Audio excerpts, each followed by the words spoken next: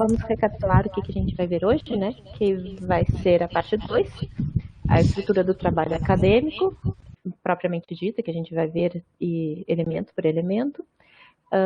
Vamos ver, então, primeiro os pré-textuais, como preencher e gerar, depois os textuais, a parte de formatação e, no final, os pós-textuais. Então, a primeira coisa que a gente faz, né, seria a configuração de página, mas que lembrando que com o nosso modelinho a gente não precisa se preocupar. Depois tem a parte da configuração das margens. Mais uma vez o nosso modelinho já está todo formatado, mas eu vou passar rapidinho para mostrar para vocês onde é que fica. Sobre o Docs, eu fui tentar, fiz uns testes e realmente não tem como usar os modelos e realmente o Docs, na forma como ele é atualmente, ele não tem não é muito avançado nas formatações. Mas se tu faz, por exemplo, os headings que ele chama, que são os cabeçalhos 1, 2 e 3, e tu usa eles no Docs e depois tu transforma, depois tu copia esse texto para o LibreOffice, ele ainda percebe isso e ele ajusta para ficar de acordo com o estilo. Então, não é a forma perfeita, mas há uma gambiarra que dá para se fazer para não perder a formatação. Mostrar para vocês que a lógica é mais ou menos a mesma em todos eles, só que cada um deles vai ter um lugar diferente para encontrar a configuração da página, né? Mas no Word é um pouco mais simples. A configuração da margem, depois a gente começa com a capa. Então, deixa eu começar então a compartilhar minha tela com vocês. Então, aqui vocês estão vendo a minha tela. E para eu fazer uma configuração de margens, primeiro a configuração da página, eu vou em formatar e tem aqui a opção estilo da página. E é aqui que a gente vai fazer a formatação, que daí fica sempre essa ideia, que é o 3322, né? No Word ele fala superior, inferior, margem superior, esquerda. E aqui ele fala esquerda e em cima, né? São as que são o 3. Depois a direita, embaixo ou inferior, ficam 2. A ideia disso aqui, por que é esse formato, porque em cima nós temos a paginação, né? A número das páginas. À esquerda seria o espaço, precisa do espaço maior para poder encadernar. Então, a partir dessa ideia inicial é que se ficou com essa formatação 3322. A página é o tamanho A4, né? Que sempre tem que ser, que é essa parte aqui de cima. O formato do papel é sempre A4. A capa é a nossa primeira parte do trabalho, que é a nossa parte externa. E existem umas informações básicas. Agora eu vou voltar para a apresentação só para mostrar para vocês alguns detalhes. Como eu tinha contado para vocês, essa apresentação é como se fosse um guia que vocês podem utilizar para poder ver o que é a ordem de cada item, de cada elemento e quais são obrigatórios ou não. Então, vocês podem ver aqui no canto superior esquerdo, sempre tem esse carimbinho que se for obrigatório, vai ser obrigatório, e se for opcional, vai ter aqui o carimbinho opcional. E nós continuamos informando a norma, na qual aqui a gente usou para poder apresentar dessa forma, né? E essas aqui são que sempre tem que a página é não contada ou numerada, isso é tudo identificado, e o conteúdo, quais são as informações que tu coloca dentro da capa. Então, a capa, a instituição é opcional, né? Tu colocar o nome da instituição, mas geralmente a gente coloca para deixar mais claro, né? Depois o nome do autor, esse sim é obrigatório, o título do trabalho, o local e o ano. Então, agora nós vamos para a tela 2. E aqui nós temos. Se vocês viram que logo que eu abri esse documento no outro dia, ele me perguntou já a unidade, né? Aqui eu tenho que escolher a unidade, por isso que a gente fez nesse modelinho para poder facilitar, porque aqui já está imprevisto todas as unidades da URGS, né? Então eu posso simplesmente dizer, Faculdade de Educação. Daí já coloquei, daí eu estou fazendo. Tem algumas coisas que a gente tem que ajustar ainda, mas é bacharelado em administração. Isso não existe, mas tudo bem. E daí ele já vai preenchendo. E a outra coisa, só que daí que daí é diferente um pouco do Word, que o Word a gente só escreve aqui o título, o autor, o nome do autor, o título do trabalho, etc. Mas aqui no LibreOffice é um pouco diferente. A gente vai vir aqui no arquivo, propriedades, daí a gente vem nessas propriedades personalizadas e é aqui que a gente vai preencher. Então, aqui eu vou preencher meu nome do autor, no caso, né? A cidade, Porto Alegre. O subtítulo, se tiver, se não tiver eu posso deixar vazio. E o título. Então, título do trabalho, subtítulo do trabalho. Por que eu faço esse preenchimento desse jeito diferente? Porque vocês podem ver aqui, eu estou aqui na capa, mas a folha de rosto, que tem basicamente todas as informações, já ficou com as mesmas informações, né? O meu nome está aqui, o título está aqui, o subtítulo está aqui e o local também. E se a gente for na folha de aprovação, que também tem esses mesmos campos, está tudo aqui. Então, se eu precisar alterar, eu só preciso alterar em um lugar e vai alterar em todos os outros. E isso facilita, né, na hora de fazer as correções. E daí o ano, aí daí sim eu tenho que colocar aqui, eu escolho a data.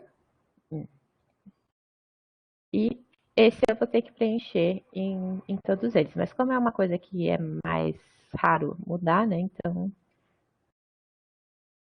e aqui na folha de aprovação é uma data que tem que ser apresentada na data específica, né, da apresentação. Então aqui eu tenho a capa pronta e a folha de rosto já está quase pronta. A única coisa a mais que tem aqui na folha de rosto, que até perguntaram no outro dia, é a natureza do trabalho. O que é a natureza do trabalho? É aquele textinho básico que aparece para nós, que fala o tipo, o objetivo, o tipo do trabalho, o objetivo dele e o nome da instituição. E então a gente daí já pode colocar, eu coloco o trabalho, dissertação apresentada. E aqui também tem todas as opções para ser doutor em biomedicina, na escola de administração. Daí esse aqui eu corrijo aqui. E daí aqui eu tenho que colocar o orientador, se é orientador, daí aqui eu preencho, né? Professor, doutor. Aí no caso, na verdade, eu vou fazer diferente, a orientadora é a Marina, então é professora. Agora eu estou na dúvida se é assim que se abrevia. Marina Plain. E eu não tenho orientador, então eu posso só deletar essa parte aqui. Então, aqui eu já estou facilitando o meu preenchimento. Ele já me diz todos os campos que eu preciso preencher. E uma outra coisa que a gente tem que colocar.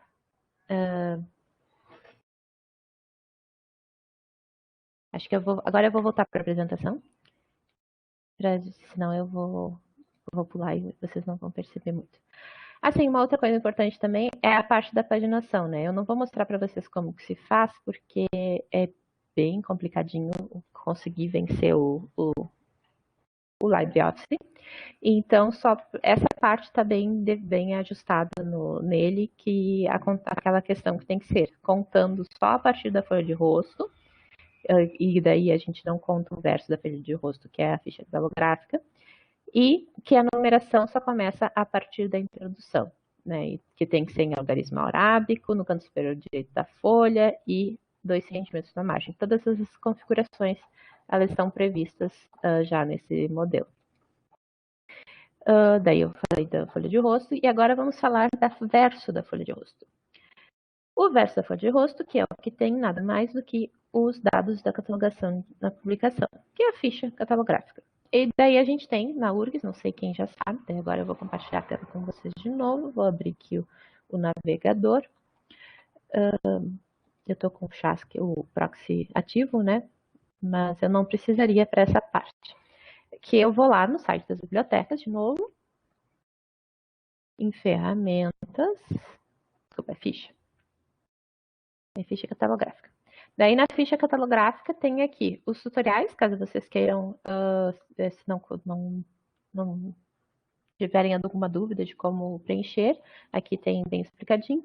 Mas eu vou aqui e clico, eu já mostro esse sistema que o pessoal do CPD desenvolveu, que é para poder facilitar essa geração de ficha catalográfica. Então, como é que eu faço? Eu coloco o meu nome aqui. E se eu fosse Alves Neto, é assim que eu coloco, tá? É o Alves Neto, Alves Filho. Esses especificadores do sobrenome, né? Eles ficam aqui no final. E mesmo que tu tenha, se eu fosse de Oliveira, Vargas, Lentes, se eu fosse tudo isso e Alves, todos esses sobrenomes ficariam aqui em cima. Só o último sobrenome que fica aqui embaixo, e se tiver um filho, um neto, sobrinho, bisneto, fica aqui depois. O título do trabalho, então aqui eu coloco o título do meu trabalho, e se tiver o subtítulo, eu coloco 2 pontos subtítulo. Daí aqui eu vou dizer se é uma dissertação, tese, doutorado, dissertação. Agora, se for um trabalho de conclusão, é de especialização ou de graduação. Cada um desses aqui, escolhe um dos 3 para o teu trabalho. Então, vou dizer aqui que vai ser TCC em Bacharelado em Desenvolvimento Rural. Então, meu orientador é a Marina. E a mesma coisa, se ela fosse Feixas de Oliveira Vargas, seria tudo aqui nessa aqui de cima. Daí, como ela é orientadora, eu marco essa parte aqui, coloco o ano, o número das folhas, e aqui eu coloco as palavras-chave.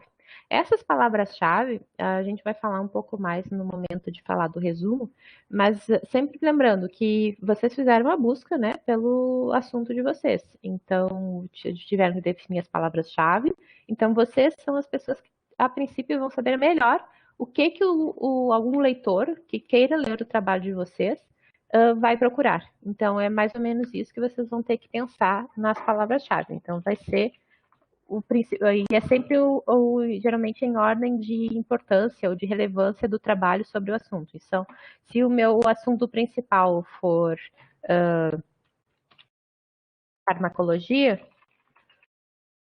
esse vai ser o meu primeiro assunto. Mas se eu falo em farmacologia na psiquiatria, então talvez o psiquiatria é um segundo assunto. E por aí vai em ordem de relevância. Daí eu vou aqui em enviar e ele vai gerar esse PDF. Ó, e daí já vem todo arrumadinho, todo com o sobrenome, o nome e tudo na ordem correta. O que eu faço agora? Eu baixo esse PDF. Daí eu vou baixar esse PDF aqui. Daí eu vou salvar esse PDF. E agora que eu salvei esse PDF, eu vou vir aqui nessa minha área, nessa página que está esperando a ficha catalográfica, que é essa página aqui, e eu vou arrastar, pode só arrastar o PDF para cá. E ele já é inserido como uma figura. Daí eu deleto essas informações aqui, né? Porque agora eu não preciso mais, né? Não vai título nessa seção. Deixa eu... Uhum.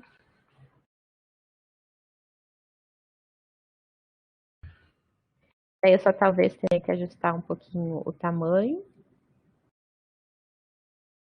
E aqui eu tenho. Já estou com a minha capa, a minha folha de rosto. Lembrando que o orientador a gente coloca aqui para ficar alinhado junto com a natureza do trabalho, só para ficar bonitinho. Mas a norma não determina que seja assim. Então, se vocês quiserem colocar o orientador centralizado, ou se o orientador quiser que seja centralizado, isso é uma possibilidade. Então, agora eu já estou também com o verso da minha folha de rosto. Então, lembrando, né, os títulos dos elementos, os não numerados são sempre centralizados, né, e que daí isso são os pré e pós-textuais. E os numerados são sempre alinhados à esquerda, sempre que daí entram os textuais.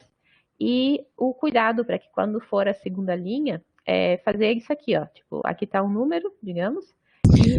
Luísa, a Tânia está perguntando se somente os alunos da URGS podem fazer essa ficha. Olha, eu acho que sim, porque fica colocado aqui que a universidade... É porque são os dados que a gente coloca específicos, né? Sim. Tânia, olha só, fazendo um adendo. Essa ficha, ela foi desenvolvida, esse sistema, ele foi desenvolvido, se eu não me engano, na Unifesp. E a Unifesp, ela divulga... exatamente, Matheus. Na realidade, o que aconteceu? Isso foi desenvolvido em uma universidade de São Paulo, mas eles deram o código para quem pedisse, entendeu? Então, por exemplo, a UFSC fez baseado neles, a URGS também provavelmente fez baseado no código original. Então, em geral, o pessoal não é egoísta com o código. De repente, o que dá para fazer se tu é de outra instituição é conversar com a equipe da biblioteca da tua instituição e dizer que, de repente, eles podem entrar em contato com a URGS ou com a UFSC ou com a universidade que fez a ficha original e para que eles entreguem o código e a tua instituição faça adaptação para criar uma ficha para os cursos de vocês, por exemplo. Não o pessoal é bem liberal em relação ao compartilhamento do código desse sistema e várias instituições no Brasil utilizam. Então, acho que não só precisa, claro, de uma intervenção mais institucional para conseguir fazer essa adaptação da ficha. Era isso, Luísa. Muito legal. Pelo que eu estou vendo aqui é o Instituto de Ciências Matemáticas e de Computação da USP que desenvolveu o sistema. E o que a gente faz aqui na URGS, na verdade, foi exatamente isso que a Marina falou, a adaptação. Porque quando tu vem aqui para preencher, só tem as opções do que a gente tem aqui na URGS. Os cursos de pós-graduação da URGS, com os programas da URGS, os cursos de especialização, todas as unidades que a URGS tem. Então, se alguém, por exemplo, esse aqui, ó, quando eu defini que era o bacharelado Luísa, em desenvolvimento regional... Tua tela não está compartilhando. Ah, é verdade, desculpa. Eu esqueci que eu tinha voltado para a apresentação. Então, esse aqui, ó, quando eu defino que é bacharelado em desenvolvimento regional, aqui, ó, já fica direitinho, ó, que é Tramandaí.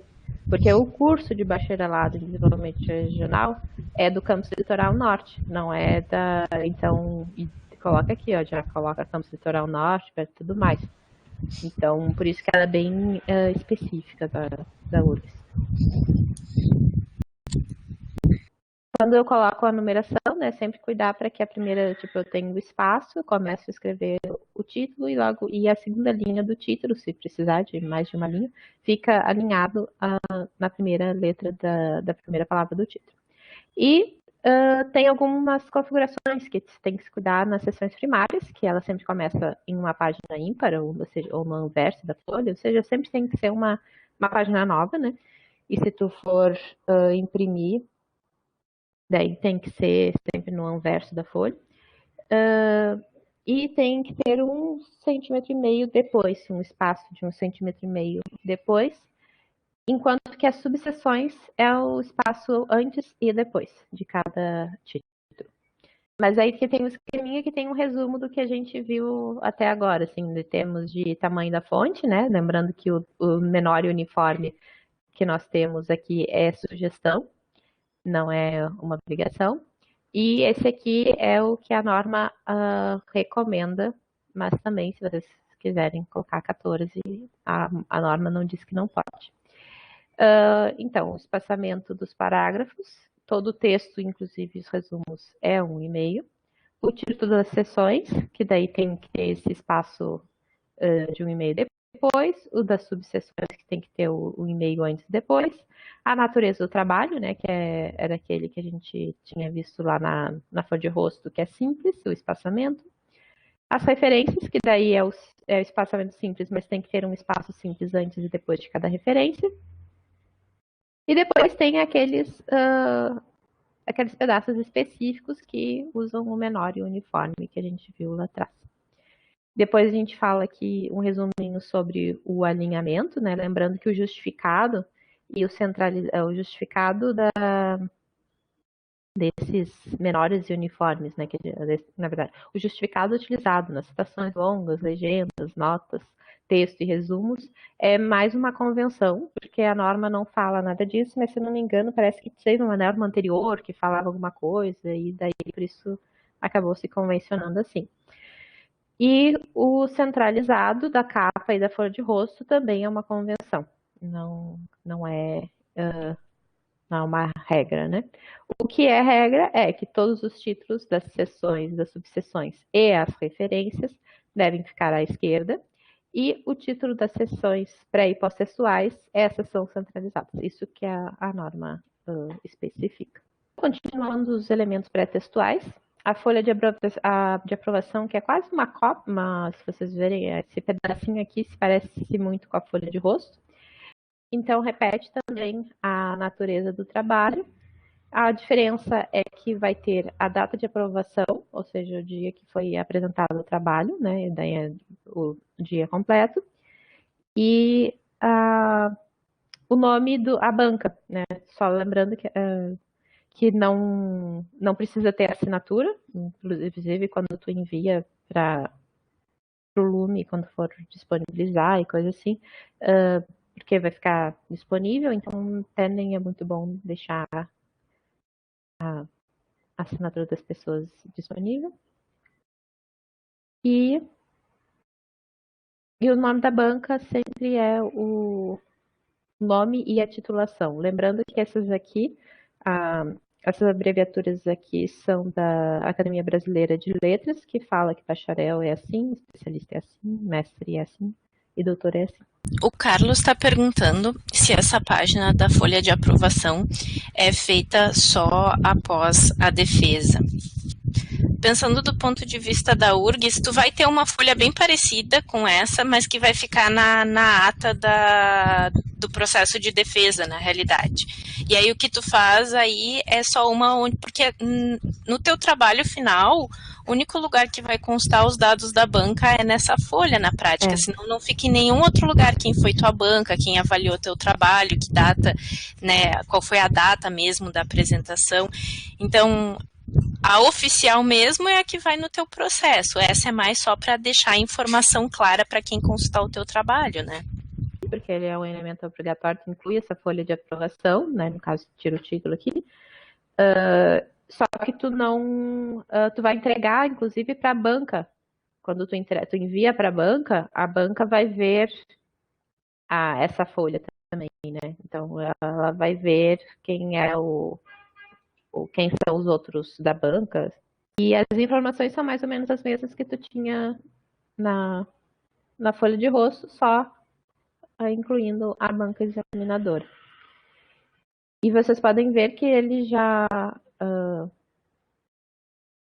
preencheu, né? O nome do autor, o título do trabalho, o subtítulo, está tudo preenchido. Agora só falta eu fazer essa parte aqui, que é da natureza do trabalho, que eu ainda não tinha feito. Porque daí a gente não conseguiu repetir. Daí eu coloco aqui minha orientadora.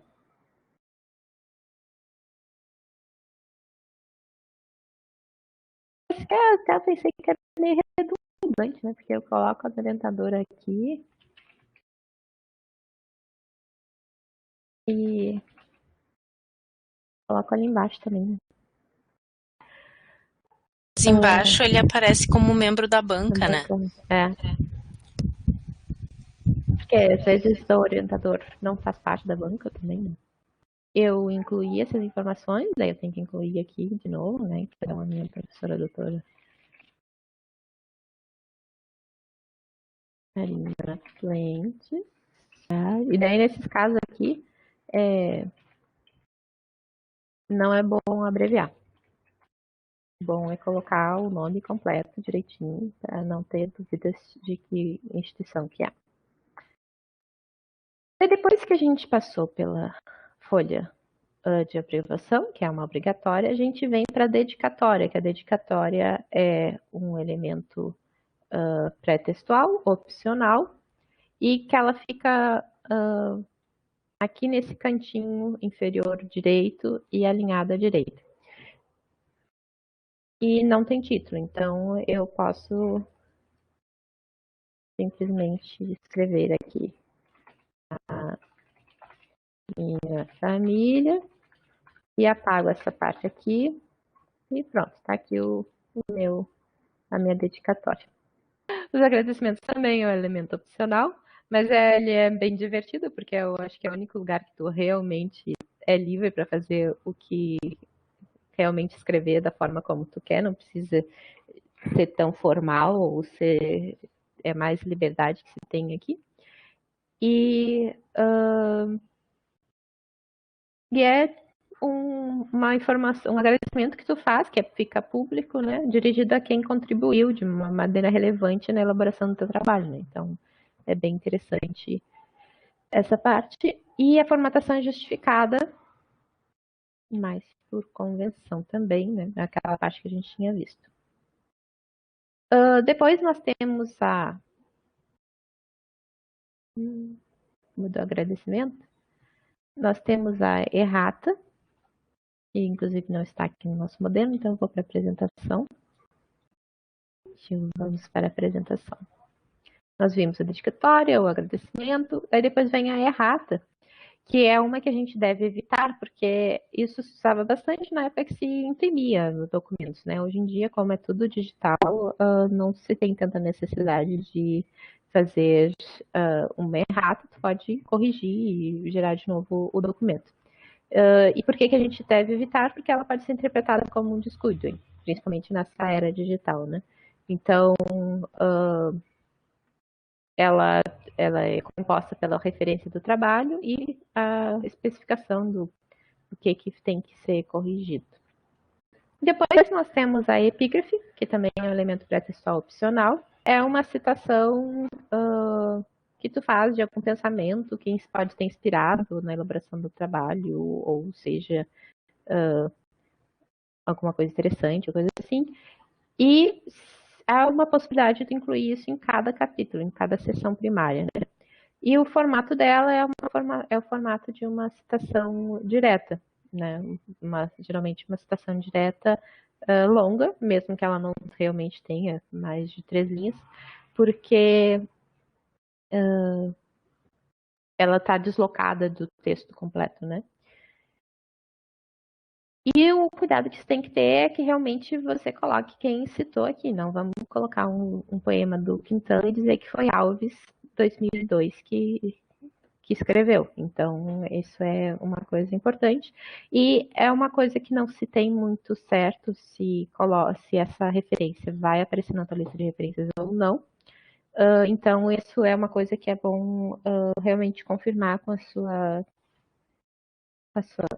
unidade, porque a norma não deixa muito claro isso. Depois, um elemento pré-textual que é obrigatório é o resumo na língua vernácula, ou seja, o resumo na língua do documento. Ele, mais uma vez, é uma página que é contada e não é numerada, o título é centralizado, não é numerado, e os cuidados que tu tem que ter, né, ao desenvolver um resumo para um trabalho acadêmico, é que ele tem que ter de 150 a 500 palavras. Eu sempre usar o terceira pessoa do singular, o verbo na voz ativa, frases concisas e objetivas. O espaçamento, infelizmente, é 1,5, e a ideia é usar um parágrafo único. E neste, sim, que perguntaram no outro dia, não deve conter citações. No resumo não se coloca citação. E sobre as palavras-chave, é aquilo que eu tinha comentado com vocês. São as palavras-chave que melhor representam o conteúdo do trabalho que vocês desenvolveram. E, de preferência, vocês usam um vocabulário controlado se na área de vocês tiver. Por exemplo, o que é um vocabulário controlado? São aqueles termos mais usuais, os preferidos da área. Na área da saúde tem o DECES, na hora e acabou o meu conhecimento sobre vocabulário controlado. Mas existem outras áreas com vocabulários controlados. Marina, eu acho que tu lembra de um, sempre cita um que eu não lembro qual é. Vocabulários controlados? Bom, tem os da área do IPH, por exemplo. A gente tem o Tesouro de Engenharia Sanitária e Ambiental, tem o MESH, tem uma série de vocabulários. Tem o DEX é da educação, não, o DEX é da saúde, tem o da educação também, que agora não me lembro o nome, mas várias áreas possuem vocabulários controlados. E por isso que eu digo que vocês têm que perguntar para o bibliotecário da sua unidade, porque ele certamente vai saber mais do que eu que estou ali na central. Porque a gente acaba vendo coisas muito gerais, e daí quem é específico da área de vocês vai saber melhor. É por convenção que a gente faz um bloco único e não tem esse recuo de parágrafo. Não é realmente uma regra, mas que seja um parágrafo único é a recomendação da norma. O recuo é que é uma convenção. E essa coisa, na verdade, de ter citação aqui ainda é uma coisa meio controversa, mas o que a gente recomenda é que não deve ter citações. E lembrando que aqui está a norma que a gente está usando nesse slide. Luísa, o Carlos está perguntando se tem limites de palavras-chave. É 5, mas agora eu estou na dúvida. Deixa eu só revisar. Eu não sei se a gente não está viciada com 5 porque é dos nossos padrões de catalogação. Deixa eu revisar na norma enquanto isso e daí eu volto com a resposta. Tá, porque tem umas coisas que a gente decora e depois não lembra se realmente dá da norma ou não. E realmente eu acho que é bom a gente incluir aqui na apresentação. E depois nós temos o resumo na língua estrangeira, que pode ser inglês, espanhol, francês. Na verdade, eu acho que não tem na definição de qual língua tu deve usar, mas geralmente é a língua que o teu trabalho vai ser recuperado. Então, o inglês geralmente tem sido mais utilizado, mas dependendo da área, às vezes é o espanhol, né? E sempre cuidar para que os cuidados que tu tem que ter aqui são os mesmos que tu teve lá no resumo da língua vernácula. Então, tem que ser de 150 a 500 palavras e a quantidade de palavras-chave são as mesmas palavras-chave que tu usou lá, tu usa aqui. Isso é um dos motivos pelos quais é tão importante ou tão interessante usar o vocabulário controlado, porque geralmente esses vocabulários controlados, eles vão te dizer como é aquele termo preferido na tua língua e na outra língua, né? Então, por isso que é interessante utilizar eles. E aí depois, um que é opcional, um pré-textual que é opcional, é a lista de ilustrações. Mais uma vez, é uma página contada e não numerada, o título é centralizado e não numerado, e a ordenação das figuras aparecem aqui de acordo com uma forma como elas aparecem no texto. Então, vocês lembram que a gente inseriu as figuras ontem e agora a gente vai gerar a lista de ilustrações. Aqui está o formatinho que tem que ter essa lista de ilustrações, que é o número da figura, o título e o número da página. E lembrando que tu pode... O que são as ilustrações? Desenhos, fluxogramas, quadros, mapas, gráficos. São várias coisas que são esquemas, organogramas. Tudo isso é ilustração. E tu pode fazer uma só para todas, ou fazer uma específica, vai fazer uma lista para os quadros, uma lista para os gráficos, e daí tu vai colocar lista de quadros, lista de gráficos. Quando que tu insere uma lista de ilustrações? Ela ela é opcional, mas se tem mais ou menos uma convenção de que a partir de 5 faz sentido tu criar uma lista de ilustrações. Menos do que isso, fica meio na dúvida se realmente vai ter utilidade para o teu leitor ter uma lista de ilustrações. E o mesmo acontece com a lista de tabelas. Vocês podem ver que é mais ou menos o mesmo formato, que eu tenho... na verdade, é exatamente o mesmo formato. A única questão é que lista de tabelas é lista de tabelas, não existe mais outras coisas. E também tem essa convenção de ser a partir de 5 que tu inclui. Então, agora eu vou mostrar para vocês como que a gente inclui uma lista. E porque daí vem aqueles detalhes que a gente comentou do porquê que tu cria, insere a lista as figuras e as tabelas com aqueles números automáticos. Porque quando tu vem aqui, referência, não, fui no lugar errado. Aqui. Não tem título, de figuras, legendas. Ok, tá. Era a referência. Então, aqui, ó, eu incluí a lista de referências, de ilustrações, tá tudo aqui, as figurinhas. E aqui eu já tinha inserido a lista de tabelas, e daí agora eu só preciso atualizar o índice. Ó, e ele já atualizou de acordo com aquelas alterações que eu fiz. E se eu incluir mais uma figura, deixa eu pegar aqui, vou incluir uma outra figura. Vou copiar esse aqui, vou colar ele aqui. Vai ser outro logo do Zotero. Então, agora se eu voltar lá na lista de ilustrações e eu atualizar o índice, ó, ele já atualizou o índice com a figura que eu adicionei, e na ordem que eu adicionei. Então, ele atualiza a página, né, tudo isso. Então, inclusive, se eu vier aqui e mudar de página, isso aqui vai ir para outra página. Eu venho aqui, atualizo, ele atualiza automaticamente as páginas. Por que que a gente, então, esse é o porquê que a gente indica de usar essas automáticos, porque essa atualização das páginas vai ser automática e não corre o risco de errar. Depois da lista de tabelas, nós temos um outro elemento pré-textual, que é opcional, que é a lista de abreviaturas e siglas. Só que ele é opcional, mas tipo, se tu usa muitas abreviaturas e siglas, é muito bom para o teu leitor que tu tenha essa lista para poder ajudar ele a se achar, né? Então, a ordenação dela é alfabética e daí tu tem que colocar, ela é composta pela abreviatura, daí e depois alinhado à descrição do número, né? A explicação do que é a expressão inteira. E os cuidados que tu tem que ter no texto. A primeira ocorrência de uma sigla, tu coloca a sigla entre parênteses e antes dela tu vai colocar a expressão completa. E depois é que tu pode usar só a sigla. Exemplo. Eu vou aqui agora compartilhar minha tela com vocês.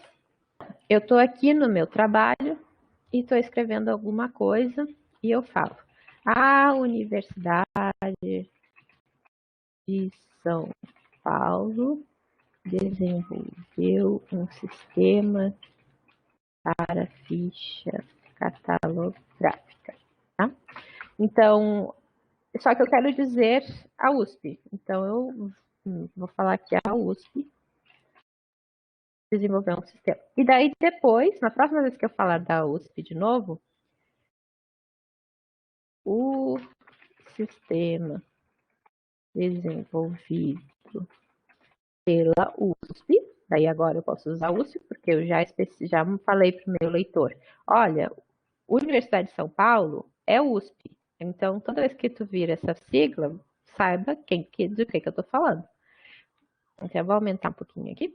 Então, sistema desenvolvido pela USP foi aplicado em diversas instituições.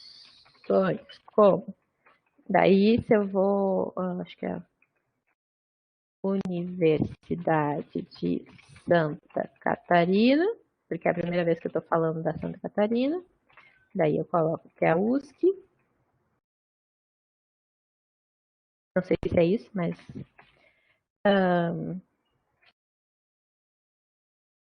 Ah, tá, porque é o federal. Sabia que tinha uma coisa errada nessa sigla. E Universidade Federal do Rio Grande do Sul. Mas e se eu resolver mudar alguma coisa e falar sobre a URGS aqui antes? A URGS, daí eu vou ter que fazer essa alteração. Esse aqui, a primeira vez que aparece o texto, tem que estar lá, tem que estar a descrição. Então, daí esse aqui vai poder ser e a URGS. Mais ou menos, essa é a ideia. Então, isso tem que tomar cuidado para que seja sempre a primeira ocorrência no texto daquela sigla.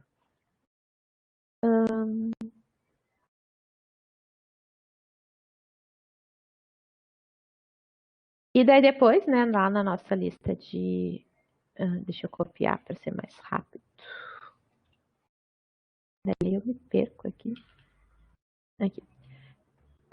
Daí eu copio.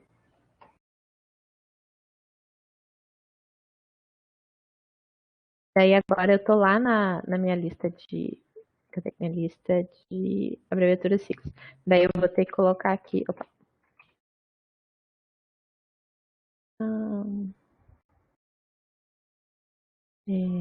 Texto.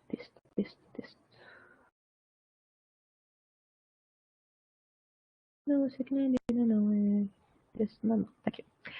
Daí eu colo aqui, né? E daí eu vou fazer o FIRGS, o FISC, uma coisa errada aqui.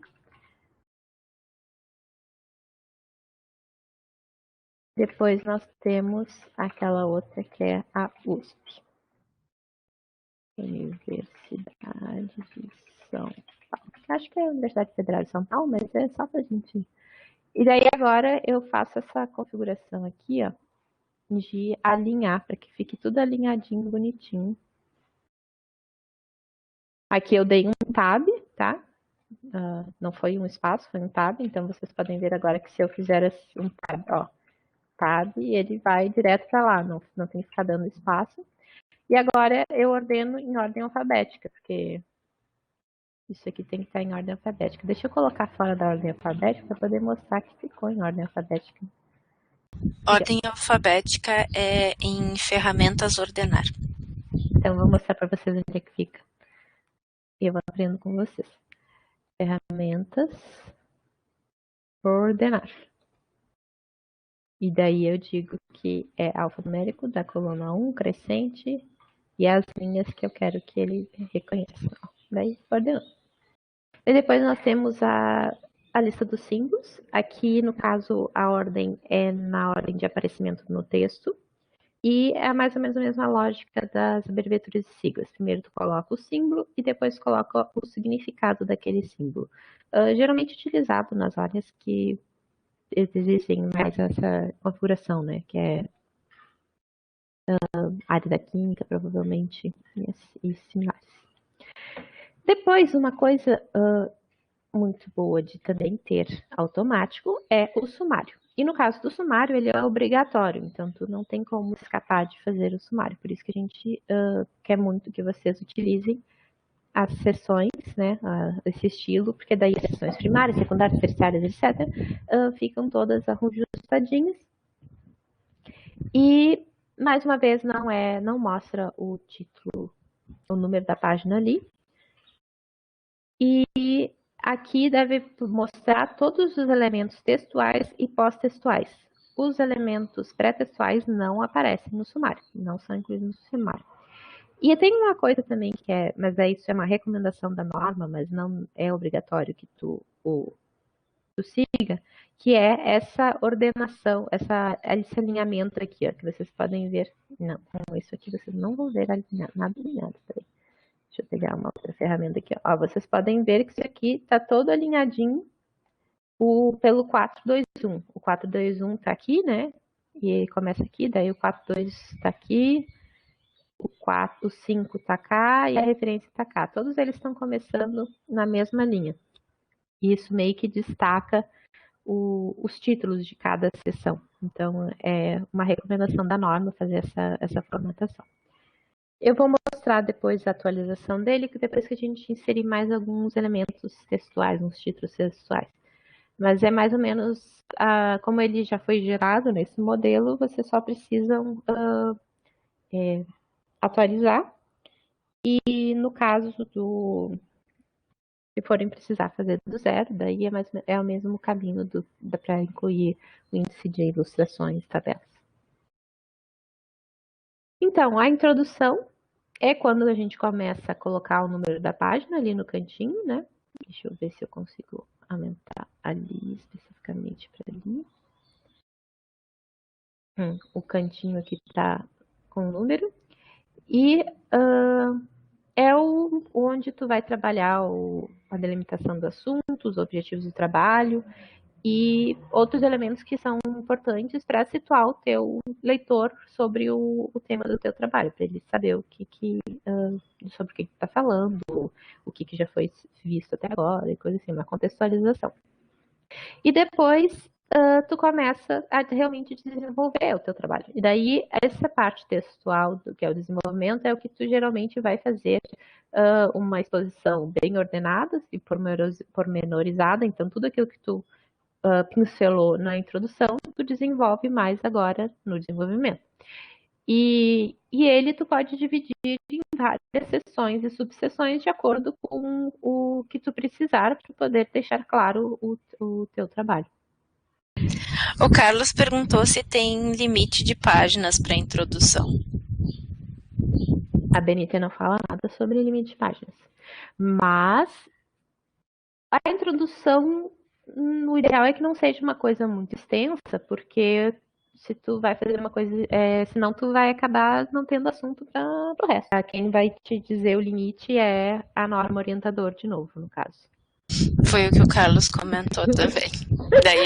Mas o orientador dele, essa é a função do orientador também, né? É auxiliar com que a gente desenvolva um trabalho bom e que esteja adequado e também, justamente, melhorar esse processo de escrita para que ele seja prático para o nosso leitor, né? O orientador é orientador porque tem experiência. Sim. E é bem essa coisa de que precisa para saber, são coisas que não são tão definidas, é uma análise muito mais qualitativa que tu tem que fazer, e é sobre o conteúdo, não é exatamente sobre a gente trabalha com as coisas que têm regras definidas para poder padronizar e facilitar a vida, mas tem outras que não tem como ter uma regra imposta, assim, determinada. A não ser se tu vá escrever para um periódico, por exemplo. Daí periódico tem, ou um evento. Daí esses lugares, sim, eles vão ter uma limitação, mas é mais pela questão de que eles precisam controlar o tamanho para poder distribuir essa informação. E que é por isso que o resumo, por exemplo, do trabalho acadêmico tem esse limite de 500 palavras, né? Qual que é a lógica da numeração progressiva? Na verdade, tem a questão dos títulos, né? Os elementos pré e pós-textuais não são numerados, né? Mas a formatação tem que ser igual à da seção primária. Então, no caso, a gente escolheu o maiúsculo e negrito para a seção primária, os pré e pós-textuais, o título deles também tem que estar com essa formatação. E depois tem que ser diferenciado. Qual que a norma diz? Que tem que ser diferenciado tipograficamente cada seção. A definição de como que vai ser essa diferenciação tipográfica é muito variável, né? Isso eu acho que é uma das coisas que pode variar mais, mas o que geralmente utilizam é essa. A caixa alta, maiúsculas e negrito para a primária, maiúsculas e normal para a secundária, para a terciária daí volta negrito, mas fica só a primeira maiúscula, daí na quaternária normal, só a primeira maiúscula, e depois na quinária uso o itálico. que o quinário é o nosso máximo. A ABNT não deixa tu ir mais do que isso. Existem outras formas de formatação que tu pode usar, sublinhado, versalete. E existe uma convenção de que só até a terciária vai para o sumário. Mas a norma não fala sobre isso. Então, se vocês usarem até a quinária, vocês podem colocar até a quinária no sumário também. Uma coisa importante é que toda seção, subseção precisa de um texto, não pode ser vazio, tem que ter pelo menos aqui se falará sobre qualquer coisa, e se vocês querem, na verdade, dividir, daí na divisão é que mas tem que ter alguma coisa aqui. E uma outra coisa também que é importante é que todas as seções elas têm que existir pelo menos em pares. Nunca existe uma seção única, porque se tu tem uma seção única, então tu não tem por que subdividir, né? Essa aqui é a ideia. Então nós vamos começar a formatação e eu só vou lembrar para vocês que existe uma coisa maravilhosa que é o pincel de formatação, que a gente que tem em todos os 3 editores de texto que nós estamos falando, que é o Word, o Writer, o Docs.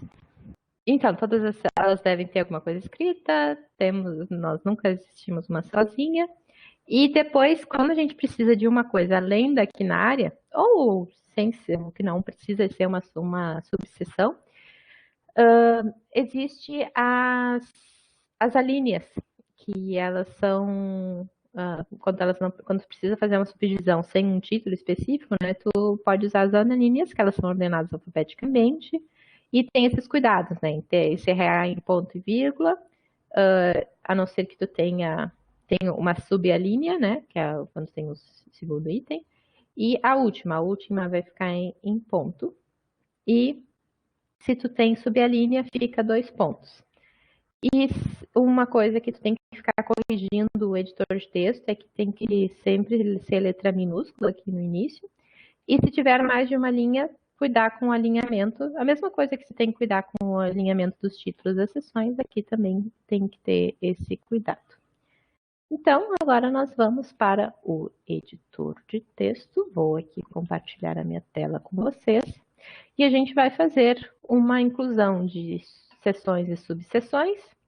E também usar o pincel e a linha. Então, e daí nessa parte aqui eu vou dizer que eu gostei muito mais do Writer. Até eu acho que eu vou começar a usar só ele agora. Porque eu estou aqui, estou fazendo aqui uma coisa. E daí eu vou criar aqui uma seção primária, é um capítulo novo. Daí o que eu faço? Eu escrevo aqui o meu nome do meu capítulo. Eu vou dizer que é a geografia o nome do meu capítulo. A geografia é o nome do meu capítulo. E daí eu tenho várias formas para fazer que isso aqui se transforme numa seção primária. Uma delas, eu seleciono esse parágrafo, e daí eu venho aqui nessa minha listinha dos estilos e seleciono aqui título 1. E daí vocês viram que ele automaticamente já transformou em uma nova página, porque quando tem uma seção primária, ela fica numa página solitária. Já formatou para ficar tudo em maiúscula negrito. E aquele espaço de uma linha para até que comece o trabalho. Ele só fez uma coisa errada aqui, que ele não continua a numeração no anterior. Então, eu tenho que clicar aqui com o botão direito e dizer para ele que eu quero continuar a numeração anterior. Daí ele vai entender que eu não estou criando uma coisa nova. Daí depois eu quero criar uma subseção, né? Porque eu criei a geografia, agora eu vou criar vou falar sobre o São Teotônio. Eu vou fazer a descrição de São Teotônio. É o Dom Telo, porque a primeira é uma descrição de um. E depois eu vou ter que falar sobre a descrição do Afonso Henriques. São duas São duas coisinhas diferentes, são duas sessões diferentes que eu vou ter que incluir. Deixa eu pegar um texto aqui para poder ser a minha sessão. Daí eu vou dizer que esse aqui é o conteúdo da sessão do Dom Telo e esse aqui é o conteúdo da sessão do Afonso Henriques. E agora eu vou transformar isso aqui no título 2. Daí eu venho aqui e título 2. Esse aqui também, vou vir aqui e dizer que é título 2. E daí eu só vou ter que aqui de novo dizer para ele continuar, para ele parar de achar que... Na verdade, eu acho que eu tenho como corrigir isso aqui é uma configuração. E daí agora eu tô com a coisa, a subseção 1. Mas daí eu descobri que a Afonsina Janeiro, boa, eu gostei, também falou sobre a geografia, que eu não faço ideia do que seja. E também vai ser um subcapítulo desse aqui. Então, eu tenho que transformar isso aqui num título 2. Como é que eu faço isso? Eu posso fazer essa coisa, ou eu também posso. Eu seleciono, que é o pincel que eu tinha comentado com vocês, até eu vou fazer um zoom aqui. Seleciono o parágrafo que eu quero copiar o estilo, e daí colonar formatação, que é o que ele disse. E daí eu clico aqui no pincel. Agora eu vou na Afonsina, que eu estou copiando o do 3.1 aqui. Agora eu vou aqui na Afonsina Janeiro, vou selecionar esse parágrafo. Peraí. E Afonso Henriques, na Afonsina Janeiro. E ele não pegou por quê?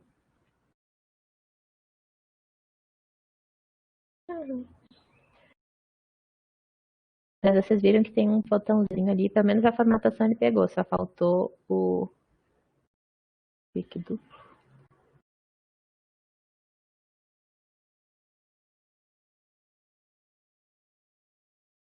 Aí. Vai ter que ser aqui mesmo. Aqui funciona, aqui vai bem. E daí eu só vou aqui e continuo a numeração anterior. Ou então também eu poderia copiar. Eu descobri que a Henriqueta Fevereiro também falou. Aí eu copio. Não, copiar também não funciona. É só com o título 2 mesmo. Título 2. E a Henriqueta Fevereiro também. Daí eu só venho aqui e continuo a numeração anterior. E se eu tiver a linha, né? Como eu comentei para vocês que eu tenho a linha. A linha eu vou escrever aqui uma linha. Interessante. Daí eu vou pegar aqui e ver usar o estilo a linha que tem aqui.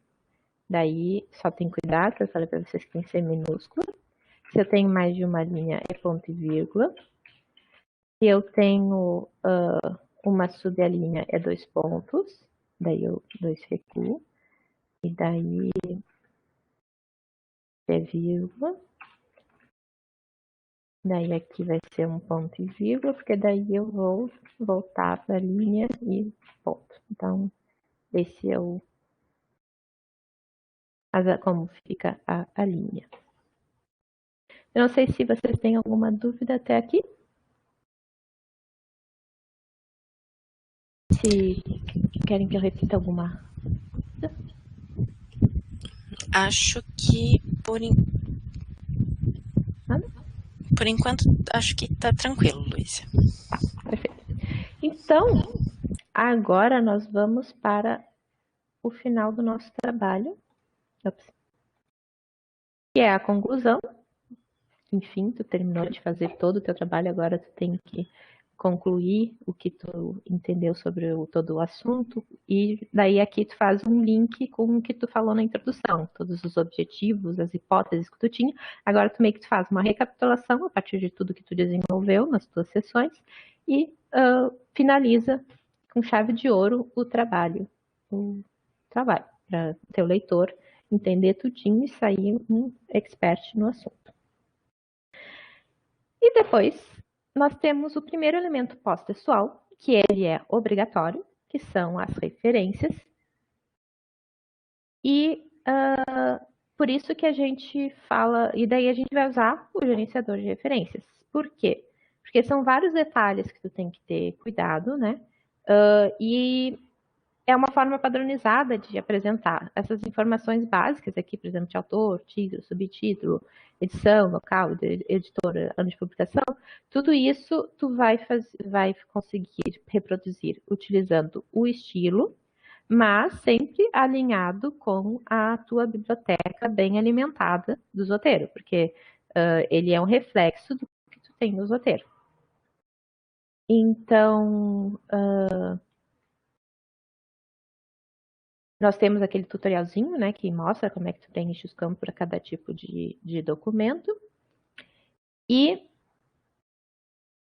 depois eu já mostro para vocês, então, como é que é a geração da lista de referências.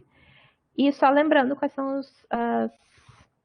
o que tu tem que tu tem que cuidar, né? O formato que é diferente. Ele é alinhado à esquerda, ele é entre linhas espaçamento simples, daí só que tem um espaço entre cada referência.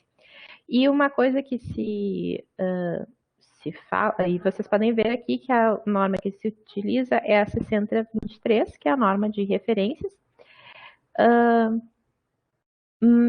Só que daí tem uns casos que se tem divergência entre a formatação, porque a 14724, ela também fala alguma coisa sobre a formatação. Só que como ela é de 2011 e a 6023 é de 2018, a mais atual é a que a gente segue. Então, sempre se tiver divergência, é a norma mais atual que a gente segue.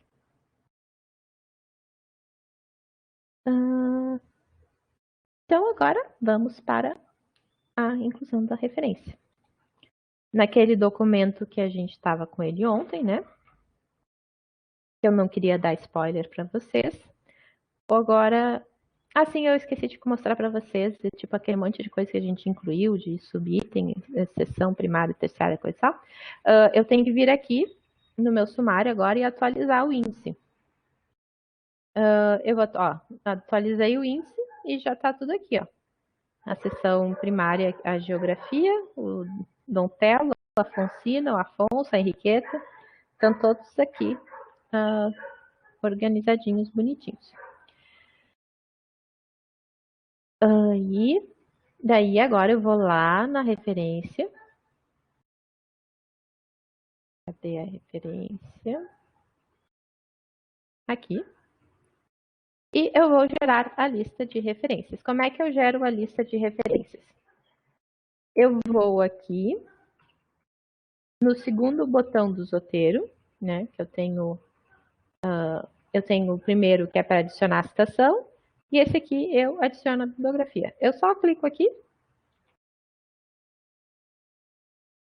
e ele gera. Aquele... peraí. Aqui, ó, aquele problema que eu comentei para vocês, esse númerozinho aqui acabou, da minha nota de rodapé, ele acabou ficando dentro do campo. Então, eu vou ter que dizer que cancinha, atualização, mentais, alternativo. Não. Então, eu vou ter que adicionar de novo a nota de rodapé. É aqui, né? Não, não é aqui. Ai, que desgraça. A pessoa tá tão acostumada com a outra que ela fica procurando as coisas que tem no outro. Aqui. E daí agora eu vou copiar, eu vou catar o voucher aqui.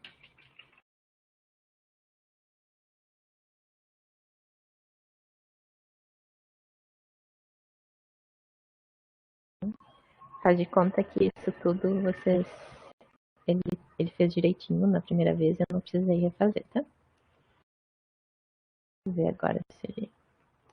Mas aí vocês podem ver que já está aqui, ele só ficou com esse alinhamento à esquerda, porque a bibliografia 1 está com essa formatação.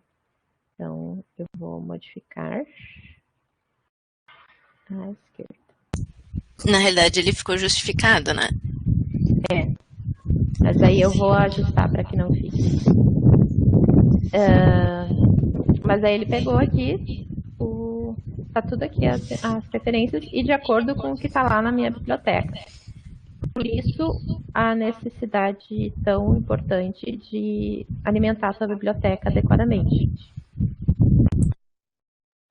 Por exemplo, esse Montpellier aqui, ó, essa revista está sem um local de publicação. Então, o que eu tenho que fazer? Eu tenho que achar ele lá.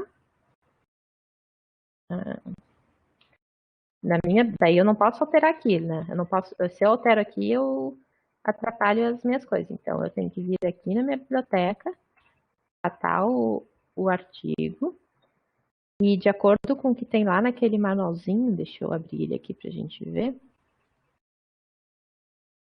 E deixa eu procurar o periódico também, porque eu vou ter que descobrir de onde que ele é.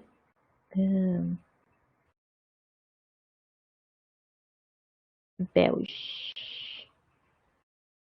Mas de onde que tu é, Belge? Acho que o Wikipedia ele estava me dizendo.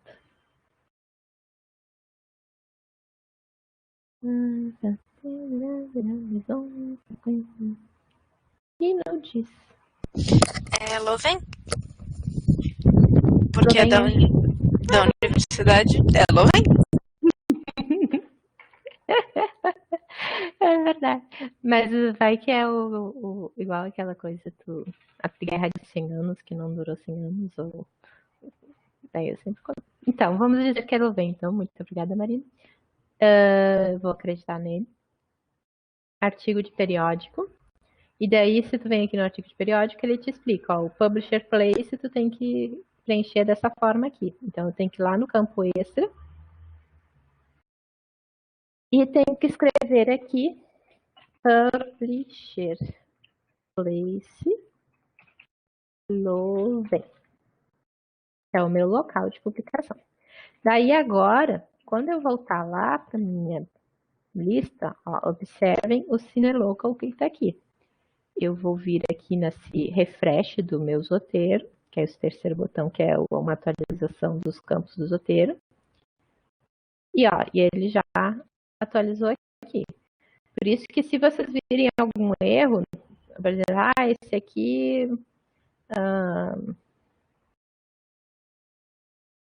não é para ter ink aqui, eu vou deletar. Só que o problema é que depois que eu incluir alguma outra coisa, fizer alguma outra atualização, ele vai voltar. Ó, voltou. Então, esses são os cuidados que você tem que ter. Além disso, a gente nunca sabe quando, de repente, vai precisar utilizar aquela referência de novo em outro texto. Então, se a gente corrige no Zotero, está corrigido para esse e para todos os futuros usos que a gente precisar daquele material. Então, vale a pena passar esse trabalho inicial no Zotero para garantir um uso futuro mais tranquilo. Isso, muito obrigada. Porque é bem isso, que tu só revisa uma vez, digamos assim. Mas tem algumas coisas que a gente, como eu tinha comentado com vocês, que a gente ainda não consegue fazer com que o Zotero ou o gerenciador atenda. Por exemplo, o título do livro fica em negrito, mas o subtítulo não pode ficar em negrito. Aquela coisa também do número 1 lá do... Cadê? Eu vou achar aqui a minha nota de rodapé do voucher lá do meu APUD, aquele 1 tem que ficar do lado do 1979 e não fora do parênteses aqui. Esse 1zinho aqui, ele tem que ficar aqui e não fora do parênteses. Então, essas coisas eu não vou conseguir fazer essas correções nessa versão com os campos do Zotero. Então, o que eu faço?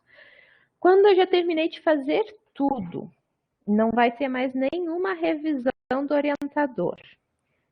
Já vou entregar para a banca. O que eu vou fazer? Eu vou em arquivo, não, eu vou vir aqui no Zotero e nessa opção Unlink Citations. Só que porque a gente sempre fala com muita atenção nesse momento, é porque uma vez tu feito o Unlink Citations, tu não tem mais volta. Então, o que a gente recomenda? Existe, por exemplo, eu tenho esse aqui, que é o arquivo que tem os campos roteiro, daí eu vou vir aqui em arquivo, salvar como, e eu vou salvar uma versão desse mesmo arquivo sem os campos roteiro. Para que eu saiba, quando eu tiver que fazer alguma alteração significativa, quando voltar da banca e eu tiver que atualizar, que vai ter que atualizar alguma referência, algum texto muito expressivo, coisa assim, eu uso a versão com campos. Mas se for só uma vírgula aqui, outra ali e coisa, eu posso usar a versão sem campos. Então, daí eu venho aqui, salvo uma nova versão sem campos, e daí eu venho nessa Unlink Citations, porque eu vou estar tranquila em dizer que ok, que eu não tenho volta, porque eu tenho o arquivo original lá bonitinho, salvo dentro do na minha pasta. Então, eu dou ok. E vocês podem ver que aqueles cinzas que tinha nas citações, ó, desapareceram. Cadê a citação? Cadê mais citação para eu mostrar? Aqui, ó. Aqui, o cinza, todos aqueles cinzas aqui. Ai, esse aqui ficou em itálico. E daí agora eu posso fazer essas correções. Então, aquele espaço que tinha ficado a mais, que isso aqui, na verdade, vocês não vão ter que corrigir, porque eu vou corrigir no estilo. O umzinho ali que ficou fora do parênteses, agora eu posso arrastar ele para dentro do parênteses, aqui para o lugar onde ele deve ficar. Aqui. E não esqueci que aqui tem um ponto final. E o que mais que eu posso fazer de correção? Lá embaixo, né, na lista de referências, aquele negrito que eu tinha que tirar do... Eu tinha que tirar o negrito do subtítulo. Então, esses são os detalhes que tu só vai conseguir fazer depois que tu tiver... não tem mais os campos, porque daí tu não vai perder essa formatação. Esse aqui também, o Teodoro. Tá o negrito. E aqui está pronto as minhas referências. Não sei se ficaram ainda com alguma dúvida sobre as referências.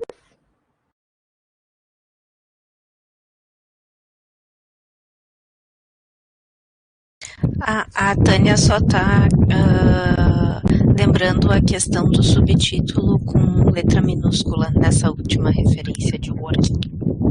Ah, sim, mas daí isso eu tenho que arrumar lá na minha biblioteca, né? E daí eu vou mostrar uma coisa do Zotero muito bonita, muito legal, que é o seguinte. Compartilha a tela, Luísa. Obrigada. Eu tirei para voltar para a apresentação, esqueci. Chegou? Sim. Que na verdade todos os títulos, né? Tu não é só a primeira que fica maiúscula. Então o que tu vai fazer? Aqui no Zotero, tu vai clicar com o botão direito. Até vou dar um zoom aqui para mostrar para vocês. E vocês vão colocar aqui que só o início da frase é em maiúscula. Pronto. E daí lá naquele estilo, daí eu vou abrir de novo o arquivo que tem os campos, tá? Eu vou abrir aqui o arquivo com os campos. Esse aqui é o arquivo com os campos.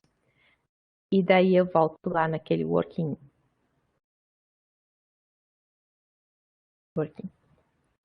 Aqui, ó. Vocês podem ver o Working with Children.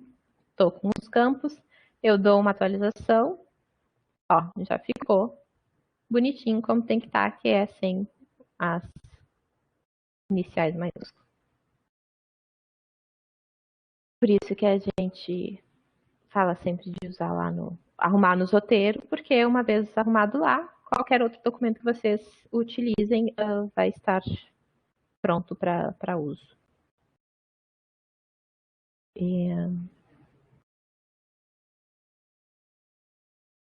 Depois, um elemento pós-textual, que é opcional, é o glossário, que tu colocaria as palavras ou expressões mais técnicas que são para poder também, lembrando, é para facilitar a leitura, então, para deixar mais claro o sentido das coisas, né?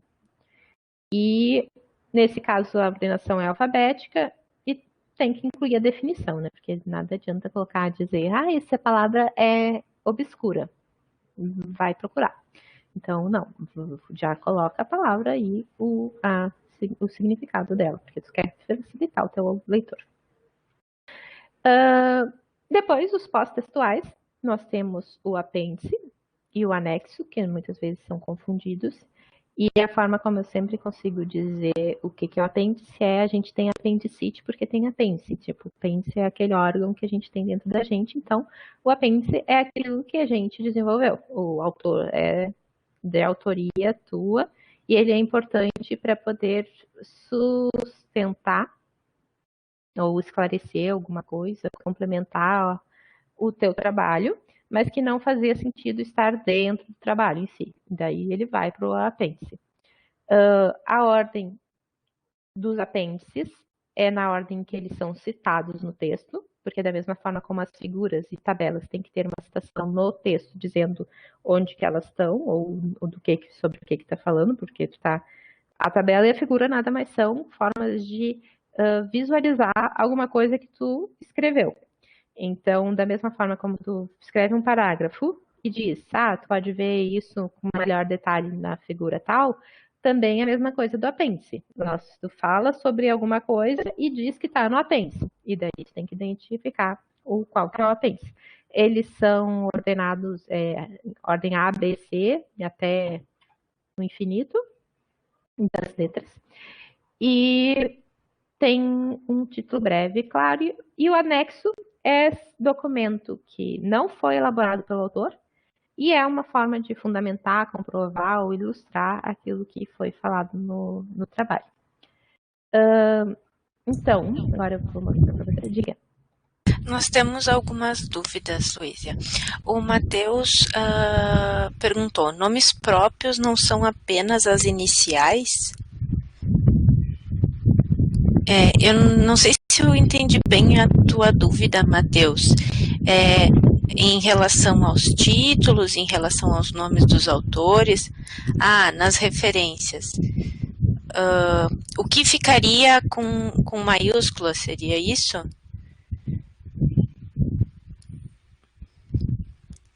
Nas referências, aqui na lista de referências?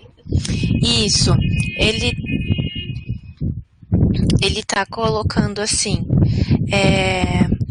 nas referências, de repente, Luísa, como ele está colocando do bate-papo, fica mais fácil se tu fechar o teu compartilhamento. Não, eu consigo ver... isso se é abreviado ou se é por extenso do prenome. Isso depende da norma. A BNT permite as duas coisas. A única coisa que tem que fazer se for ser abreviado, tem que ser tudo abreviado. Se for tudo extenso, tem que ser tudo extenso. A gente tem dois estilos dos roteiros. No caso aqui, eu acho que eu coloquei com autoria completa. Se eu mudo para autoria abreviada, ficou tudo agora sim, está padronizado, tudo abreviado. Por que aquele outro estilo não estava tudo por extenso? Porque tinha alguns que eu não tinha completado na minha biblioteca o nome completo deles. Então, deixa eu ver, eu acho que o Barton Lamb era um deles, né? Deixa eu voltar lá para o estilo. Por isso que a gente tem esses dois estilos, o de autoria completa e o de autoria abreviada. Porque, dependendo, por exemplo, esse Barton Lamb aqui, como é da área da veterinária e é estrangeiro, a probabilidade de eu nunca encontrar o prenome dele é bem grande. Então, por isso que o mais seguro é tu usar a autoria abreviada. Mas, dependendo da área, principalmente áreas de sociologia, mais humanas, mais as humanas, que trabalham com muitos autores, por exemplo, com o mesmo sobrenome, acaba sendo mais importante para eles, mais importante não, acaba sendo importante ter também o prenome completo. Então, tu tem as duas opções de estilo, mas é aquele cuidado só. Se tu escolher por não ser autoria completa, mantém a completa por tudo. Se for abreviada, mantém completa por tudo. Eu não sei se... Acho que é isso. E a Tânia perguntou assim, ó, as páginas de início de capítulo aparece a paginação? Páginas de início de capítulo.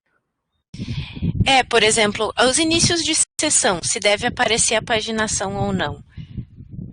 É porque na prática existia uma convenção editorial exatamente dessas páginas não serem numeradas em livros, geralmente. Sim. Na verdade, agora eu estou na dúvida se a norma deixa abertura para isso. A norma indica que todo o desenvolvimento tem que ser paginado, ela não diferencia. O que existia é justamente isso, uma convenção editorial em que os inícios de capítulo, geralmente porque tinham capitulares ou porque tinham uma elaboração estética um pouquinho maior, acabavam não paginando os inícios de capítulo, e muitas pessoas acabaram adotando isso também nos trabalhos acadêmicos. Mas a norma não indica essa diferença e diz que a partir do início, a partir da introdução, as páginas devem ser paginadas. Eu lembrava que tinha tido alguma mudança, mas eu não lembrava se tinha sido mudança da norma ou se foi só questão de convenção mesmo. É isso. Muitas graças, Marina.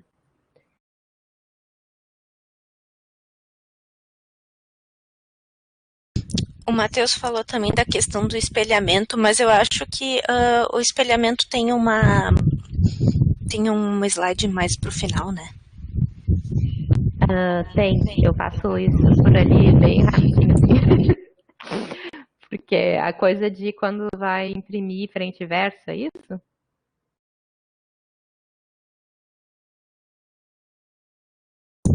Isso. Isso daí é um caos. Mas tem como, mas é um caos. Mas é que nesse sentido, o que a norma fez com o espelhamento? Ela não diz para tirar a paginação de inícios de capítulo, ela diz para inverter. Tu vai colocar a paginação num canto da página em páginas ímpares e no outro canto em páginas pares, ou seja, a paginação é mantida em todas. A página ímpar fica aqui e a página par fica cá. Daí, ou seja, o anverso é do lado de cá e o verso fica aqui. Daí por isso que eu digo que é um caos. E como hoje em dia quase ninguém tem impresso, eu não acabo nem falando muito sobre essa parte. Mas o que eu estava falando era sobre a coisa importante de tu sempre fazer uma referência ao anexo, né? Então, eu vou fazer aqui, para ver se esse aqui funciona. Inserir. Tá. Uhum.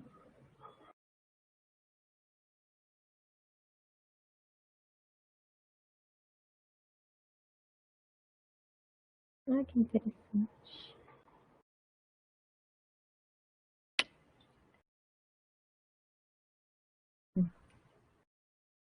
Eu tô aqui fazendo. Eu às vezes fico me distraindo, porque eu fico pensando em outras coisas.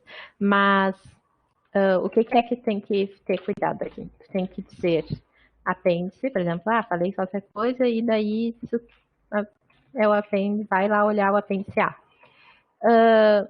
Mas se por acaso eu fui e.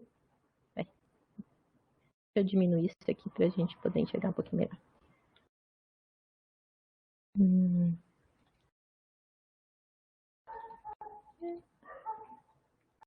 Eu tenho jeito nenhum. Tá, eu estava aqui embaixo mesmo. E olha só uma coisa importante de eu revisar, que vocês lembram que eu tinha incluído aquela subseção lá. e eles não continuaram as suas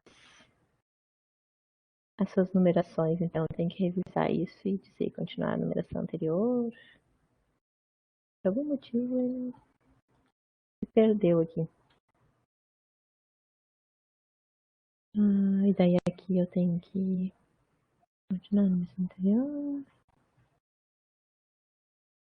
Esse aqui se achou.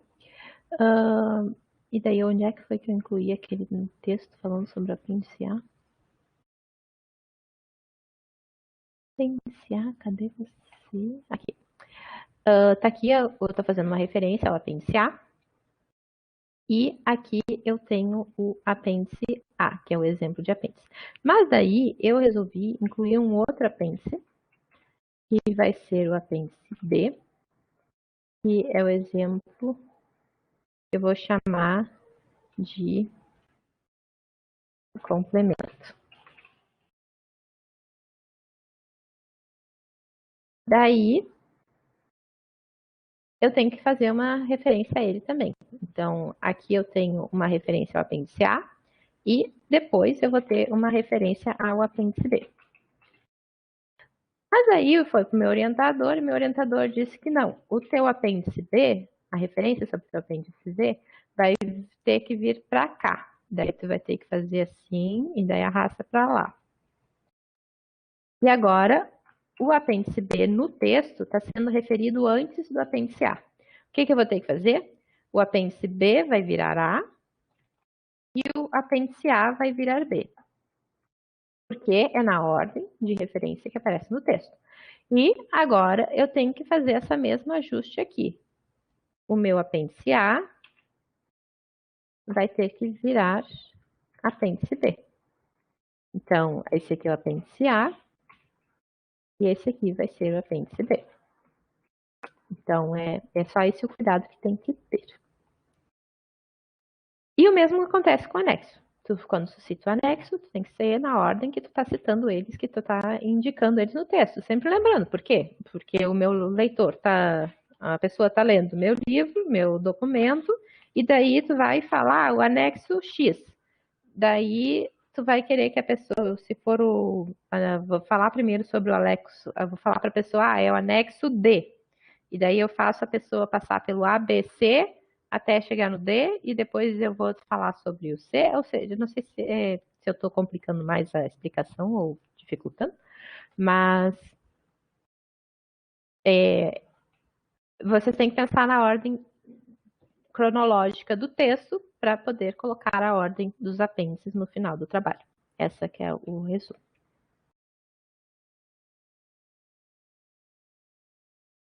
E depois nós temos o índice, que ele também pode fazer, tem como criar ele automaticamente, mas eu não vou mostrar para vocês. E é possível, o índice é por palavras ou frases, e a ideia dele é localizar onde ocorre tal informação e remeter a pessoa até aquela informação. E é possível ainda, a ordenação é o critério que tu fizer. Por exemplo, se for um índice alfabético, tu vai ordenar alfabeticamente. Se for um índice cronológico, tu vai ordenar por cronologia. Então, é esse o critério de ordenação que tu vai utilizar, de acordo com o tipo de índice que tu está desenvolvendo.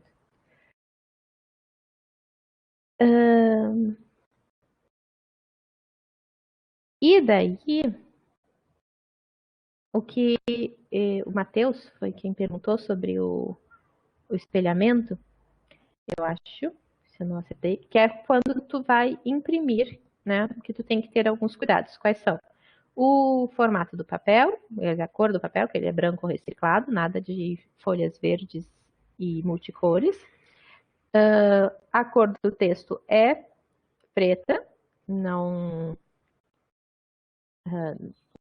As coloridos é só para figuras.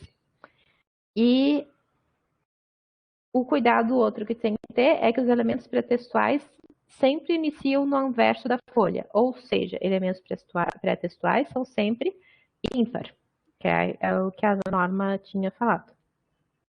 E a diferenciação entre a paginação, né, que tu tem que cuidar, que além da margem espelho, que a margem espelho significa que, sempre lembrando que a ideia é encadernação, né? Então, deixa eu pegar aqui um pedaço. Aqui é 3, aqui é 3, aqui é 2, aqui é 2. Essa aqui é a margem que vai ser encadernada. Luísa, De quê? tu tá mostrando isso. Desculpa. Não sei por que não vai automático quando eu penso. Eu tenho que clicar no botão. Tá, agora sim. Agora tá vendo, né? Sim. A margem espelho, né, que eu estava falando para vocês. Aqui é o 3, né? A superior é 3 e a esquerda é 3. Porque a ideia é encadernar. Então, vai encadernar aqui e aqui vai ter a numeração da página. E essa aqui, que é a par, como ela vai encadernar, o que vai ter que ser 3 vai ser esse lado aqui. Não vai ser mais o esquerdo, vai ser o direito. Então, não só o número 24 vai ter que ficar do lado de cá, mas também essa margem vai ter que ser invertida. Então, são duas coisas que tu tem que espelhar, né, quando tu vai fazer a impressão frente e verso. Que foi uma atualização da norma, em 2011, que começou a permitir essa... Quando a gente não precisava mais imprimir, basicamente, foi quando ela resolveu fazer uma norma para impressão. Até agora eu vi que a gente terminou até com no horário direitinho. Então, se quiserem, eu posso mostrar como configurar isso. Mas eu não sei se vale a pena eu mostrar isso para vocês no BR Office, porque se a não, acho que pelo que eu lembro da enquete que eu fiz, ninguém usa BR Office. E o BR Office é bem mais cheio de detalhes para poder fazer esse tipo de configuração.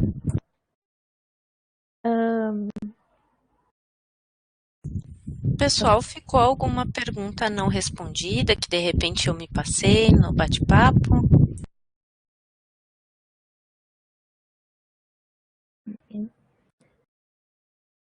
Daí eu aproveito enquanto vocês estão pensando se tem mais alguma pergunta para agradecer a participação de todo mundo.